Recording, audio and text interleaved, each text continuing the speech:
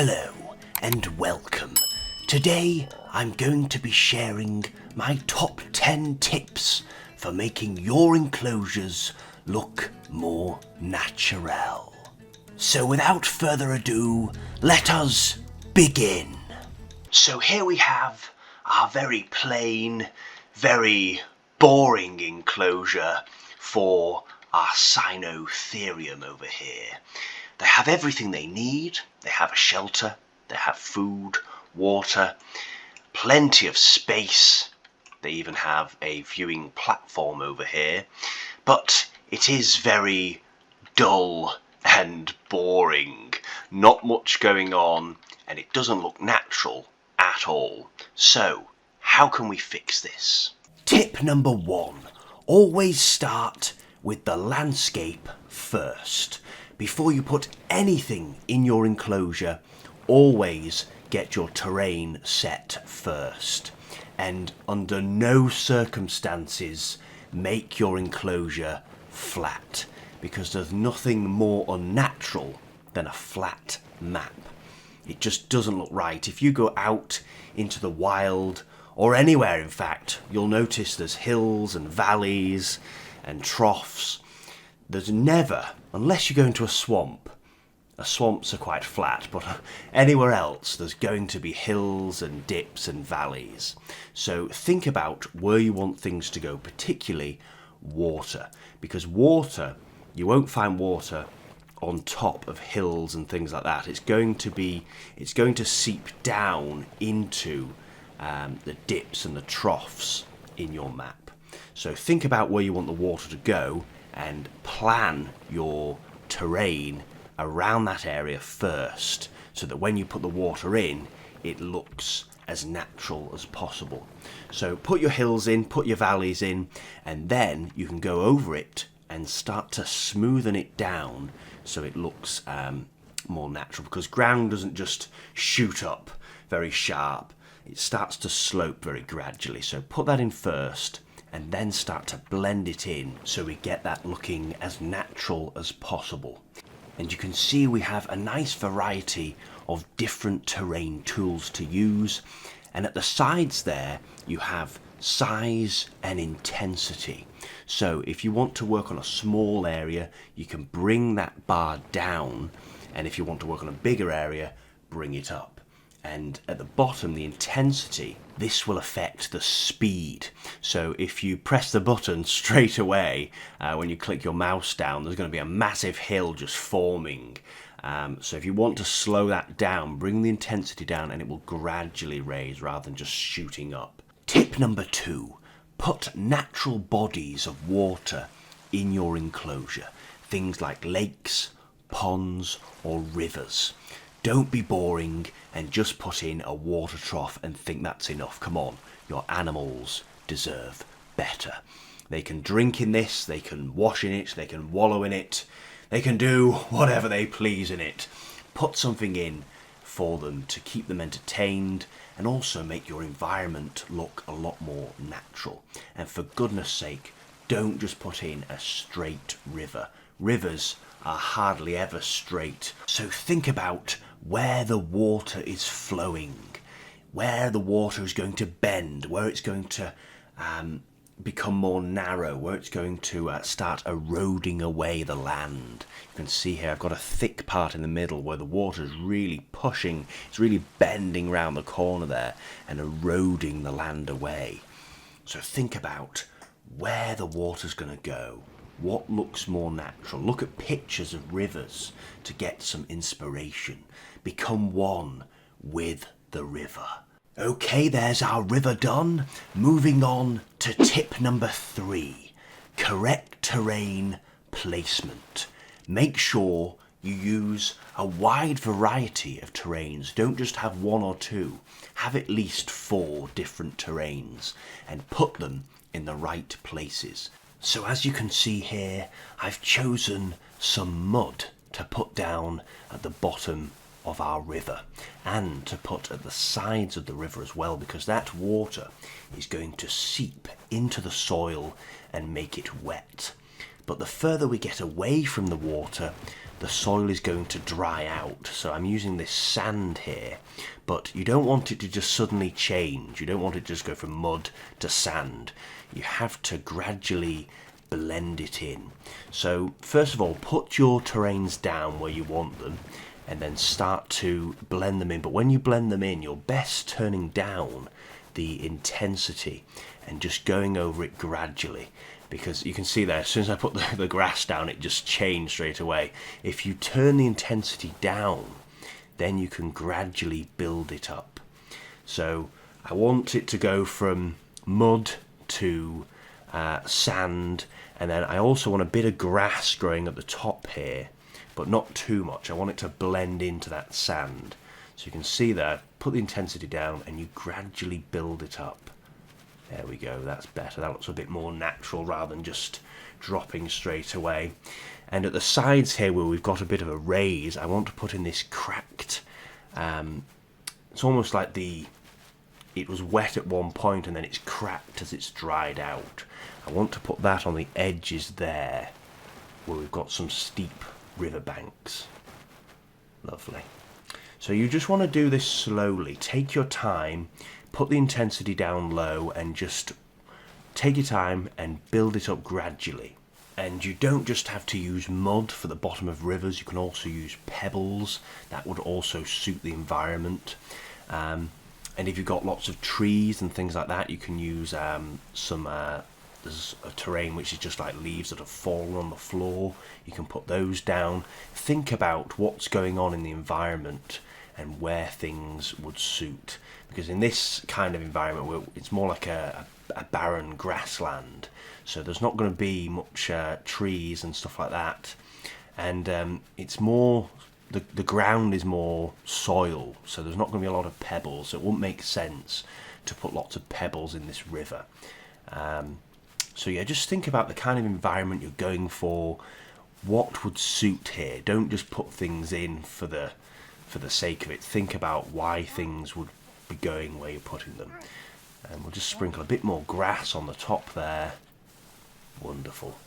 And it's already starting to look a bit more interesting than it was before, just from putting in a bit of terrain and a bit of water. We've got no plants in yet, and already it's starting to take shape. And one last thing I'll mention about the terrain, think about where the animals are walking. So maybe they've trotted into the river and then come out, so there might be a bit more mud or kind of like a pathway where they're trodding. Maybe some going back into to the shelter there, so there's more sand where they're trodded, so there won't be as much grass growing there. Just another thing to think about when you're placing down your terrain. Tip number 4, choose the right rock for the right place. So as you can see here, we've got 4 different choices of rocks. Now, we won't be putting in ones with snow on them in this map because it just wouldn't suit the environment. Even moss, that's more like a jungle or maybe a swamp. The grey ones, I don't think they'd suit this environment. That's more like, I don't know, cliffs and things like that. Or even like a forest, a redwood forest. But this is a more sandy environment, so we're going to choose the desert rocks. So once you've decided which rock you're going to go with, then you've got to decide where to put them. Now, where's the best place to put your rocks? Well, I will tell you. The best place to put them is around cliff edges and around water. Now, why is this? Well, think about it. When a river is carving through a landscape, it's going to expose a lot of rocks that were buried within the earth. And these are going to be carried along by the river. So the river is going to naturally have more rocks in them. And my favourite rock for rivers, it's actually a cluster of rocks. And it's great because you can make them small, so it's like little pebbles, or you can make them bigger, so it's like big boulders that have been carried down the river. So that's the best one I would recommend for putting in the river. But along the sides of cliffs, this is my favourite one, this massive rock. around the sides of cliffs and things like that, you want to put things in like this, where the cliff edge has been exposed and underneath we can see some rock. But then you've got to think about what's happened at the bottom here. Some of those rocks will have fallen, they'll have dislodged and fell at the bottom here. So you can see now I'm using the same one that I'd used for the river for the bottom of this cliff area. So some of those rocks have fell down. We'll put a few more in the river there, and you can see it just starts to build up and it just looks right. If I just threw these in and just put rocks, you know, here, there and everywhere, it just wouldn't look right. So you've got to think about where you're putting them. But most of the time, your rocks are going to be around cliff edges and around your waterways. Don't just throw them here, there and everywhere, because it just won't look right. Tip number 5. Get rid of your man-made shelters and put in a cave. Now, you don't have to do this. There are some lovely shelters on the game already that you can use, and they do look lovely, but these are tips for making the environment look more natural. And if you were to go out into the wild on a safari somewhere, I doubt you're going to see a building like that where the animals go to rest. So there are some caves already on the game that you can choose from, but today we're going to be building our own. So I'm going to show you how to make a cave, a nice, easy, simple cave. So to start off, begin with your entrance, and these two rocks here are perfect for making the entrance to a cave because they're nice and tall, and then you can put a rock on top that's nice and flat. And don't forget to put your animal in the actual entrance to see that they can actually fit in. The last thing you want to do is build your cave and then realise the animal can't get in. So if you're making a cave for an Argentinosaurus, make sure it's definitely big enough for the dinosaur or the animal that you're putting in. And once you've made that entrance, you can start putting other rocks around that entrance. Just build them around it, and also put a few little rocks here that have dislodged at the bottom. And once you've done that, once the entrance is done, we can move on to the second step, which is the cave floor, getting an idea of how big you want the inside of the cave. And to give me an idea of this, I've just put down some hay. Now you could also use the terrain tools and just put down the shape of the cave that you want inside. Just draw it out with the terrain tools. But I've just put these down because I've got an idea of how big the Cynotherium is when he lies down on one of these. So I've put these in here. I think that's enough space for 2. And once you've got the cave floor size, you can move on to the third step, which is putting in the walls. And I like to use these big chunky rocks for the walls because they suit it very well.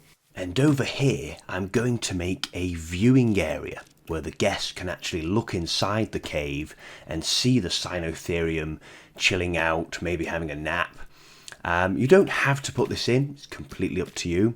I think it can just make your exhibit a bit more interesting, but maybe you want your animals to have a bit more privacy, so it's up to you. And now we move on to the fourth stage of building a cave, and this is the hardest part. Putting on the roof, putting on the ceiling. Now your cave ceiling, what I would suggest is these two rocks here are very, very good for this because you can squash them a little bit and they have these layers, so it's not just going to be a flat ceiling. The last thing you want is just the walls going up and then just a flat ceiling. It'll look too man-made. So you can get these and squash them down and then just build from the sides and gradually work your way towards the centre. But it is very difficult doing the cave ceiling because you can't really see it. You have to go get your camera down low and then look up and see what it looks like. You can see I'm just doing that there. And you've got to make sure you fill in all the gaps as well. Make sure there's no holes that you've missed. Moving on to the 5th stage of building your cave, you want to make sure that the top of it looks natural as well. So the inside looks alright, the entrance looks alright, but does the top of it look right? Because at the moment it just looks like a flat mess. It doesn't look very natural, the rocks, at all. So what I would suggest here is build the rocks up and try and make it look part of the landscape. Don't make it look like a random cave in the middle of the enclosure. Make it look like it's a cliff with a cave going into the cliff, rather than just a random cave. And we'll blend that in later with the next tip that I'm going to give you. But here on the side, what I'm doing is I'm just putting in an extra add-on to the cave where the guests can actually walk in. Now this will make them feel a bit more immersed, and it's also going to stop light shining through that big window there we've got, that the guests can look into the enclosure.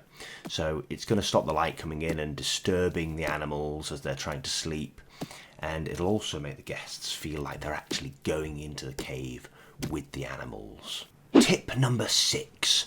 Put in some dead vegetation in your map. Now, if you go out into the wilderness, you'll notice there are twigs on the floor, logs, tree stumps, dead trees. There's all sorts of dead vegetation out there, so make sure you put in some dead vegetation.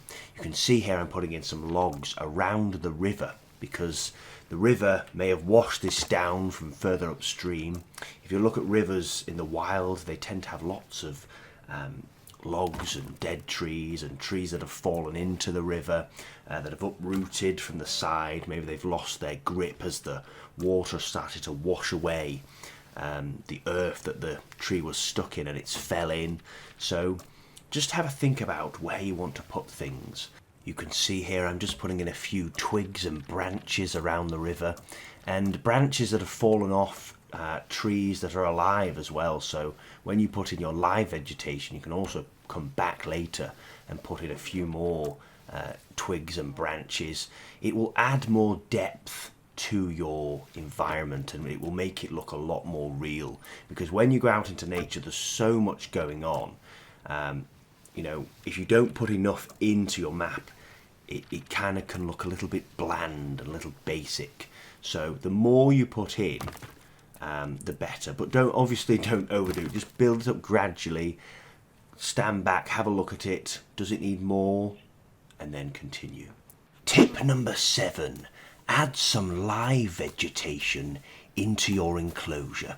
Even if it's something barren like a desert, put some vegetation in, because you'll be surprised at just how easily life can start to grow in places. If you go outside, there's weeds and little tiny plants growing everywhere, and that is where you should start. Start with the light stuff first. Put in some small shrubs, some weeds, some smaller plants, and then build your way up to the trees and the other things, because if you put the trees in first, they're going to be in the way as you're trying to put in the smaller plants. Especially if you're doing something like a jungle. You want to start off with the bottom layer, get the small plants in, then put the medium plants in, and then put in the very tall trees when you're building things like a canopy. But with this map, there's not going to be too many trees, because it's more of a shrubby grassland. Which brings me to my next point. To make sure you choose the correct vegetation for your map. Now, you can mix some of them. You can get away with some. So you could mix some of the shrub trees with the grassland. You could put some of the jungle trees in a swamp. But if you start putting things in that would suit like a redwood trees, I don't think would really go in this kind of map. I just don't think they look right at all. And if you put snowy trees in this map, it's definitely not going to look right. So you want to make sure that you're picking the right tree and the right vegetation for your map. The best way to do this is to basically look at the different biomes, and if you click on that biome, they'll have all the trees and all the vegetation that would be in that kind of environment. And if you stick to that, you really can't go wrong. Tip number 8.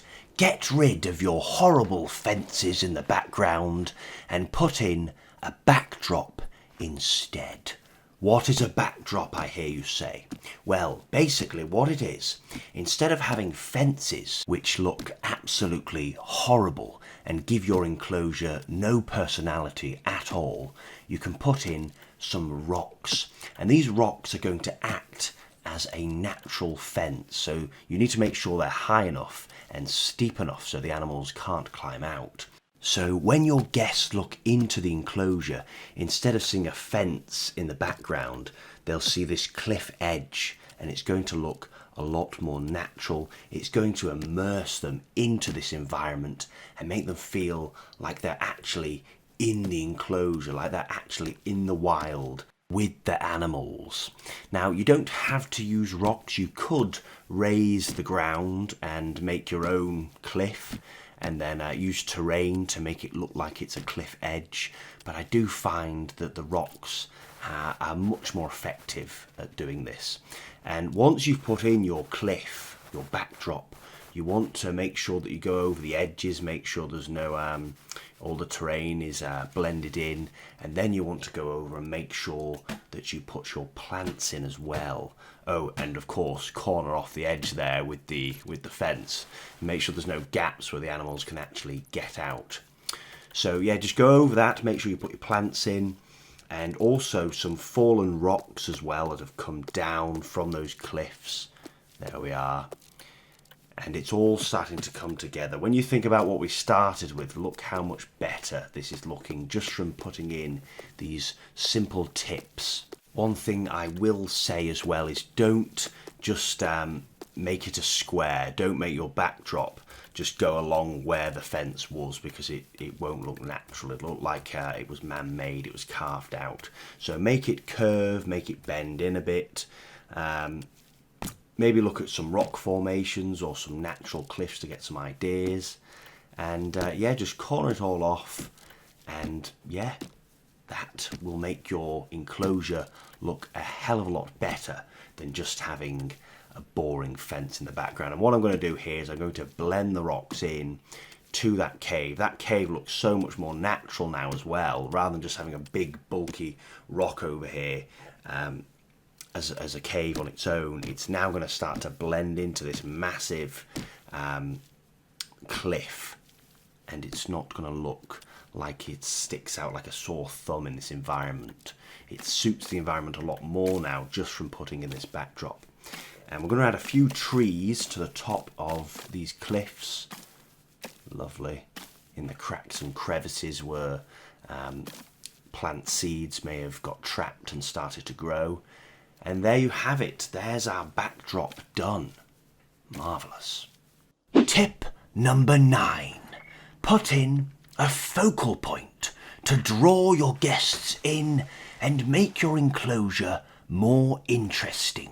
Now, the best example I can give you for a focal point is a good old-fashioned waterfall. You can't beat a good waterfall.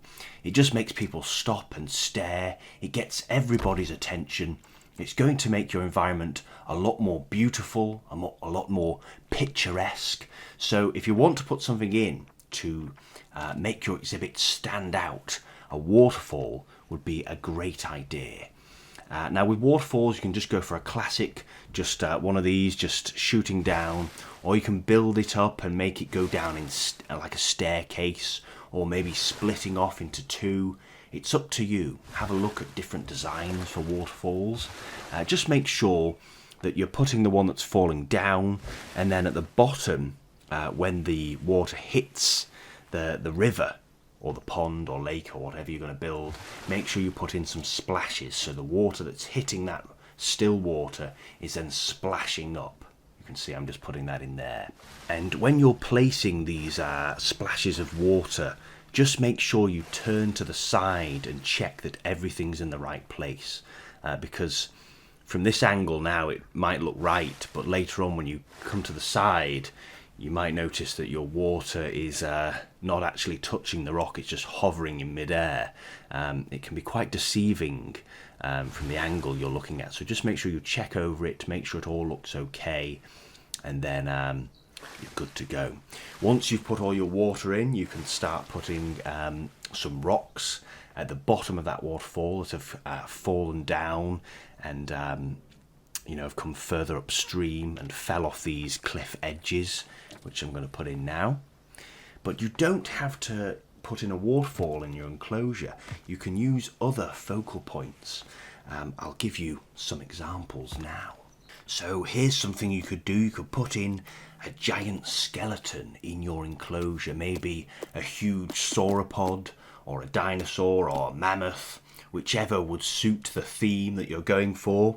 You could put in a cluster of rocks, or maybe something like Pride Rock off the Lion King, something for your big cats to climb up on this rock and look over their enclosure, their kingdom, and look down, watching over it. So you could put something in like that. You could create a huge lake, maybe with a big island in the centre, or maybe a small pond, make it look nice and pretty with some lily pads and things like that. Or you could go for this, Stonehenge. Now this would suit animals like mammoths, your Smilodon, any animals that lived during the Stone Age or the Ice Age. I did make my own Stonehenge, and then not long after they created this new pack with loads of different Stone Age buildings and things like that. And now you can actually get Stonehenge and put it into your enclosure, and it does look absolutely fantastic. So that would be a great focal point to put into an enclosure with your mammoths or something like that. So there you have it. There's some ideas for focal points to put into your enclosures. If you can think of any other ideas, let me know in the comments down below. I'd love to hear them. Tip number 10. Make sure you put in the correct wildlife into your enclosure. You've just gone to the trouble and putting all this time and effort to making this enclosure look as beautiful and as natural as possible. Don't ruin it by putting in an animal that doesn't suit the environment. For instance, you wouldn't put a woolly mammoth in a desert biome, would you? And you certainly wouldn't put a Spinosaurus in a snowy tundra kind of environment either. So make sure you do your research. Whatever animal you choose to make a build for, have a look at what kind of environment they lived in at the time they were alive. Spinosaurus would suit something more like a swamp than living in a frozen tundra, and the woolly mammoth would suit being in a frozen tundra rather than a desert. So make sure you have a look at what kind of plants were around, whether it was wet or dry, was it a swamp or was it a jungle, was it tropical or was it cold? Get an idea of what the environment was like for that animal, and then you can build it and put them in. And another thing that you can think about is what kind of animals live together. So if you wanted to mix animals together and make a little ecosystem, you can look at what animals lived at the same time in the same location. So for instance, Edmontosaurus would suit very well with something like a Triceratops. These animals live together at the same time. You can mix them if you wanted to, but if you wanted to make it more paleo-accurate and more natural, this would be a really good idea.